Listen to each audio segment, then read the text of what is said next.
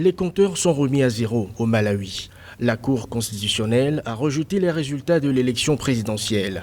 Pour la haute instance judiciaire, le scrutin qui a eu lieu en mai 2019 n'a pas été libre ni transparent. La réélection du président Peter Mutharika est donc annulée. Si la Cour est arrivée à la conclusion qu'il fallait annuler les élections, c'est que les arguments et preuves apportés par l'opposition étaient convaincants. On a des juges maintenant qui sont très conscients du rôle qui est le leur dans le système démocratique. Et deuxièmement, ça montre aussi que les institutions qui sont en place pour assurer un contrôle des processus électoraux sont des mécanismes qui fonctionnent. La Cour constitutionnelle du Malawi ordonne de ce fait la tenue d'un nouveau scrutin dans les 150 jours. Le parti du président Mutharika n'a pas encore réagi à cette décision.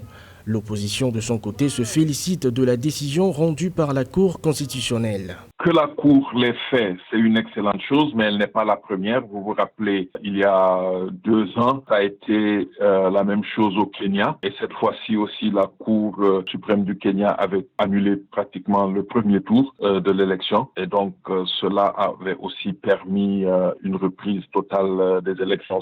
Suite à la proclamation des résultats, l'opposition malawite avait saisi la justice pour dénoncer des cas de fraude. Pour de nombreux observateurs, la décision de la Cour constitutionnelle est une première dans l'histoire du pays.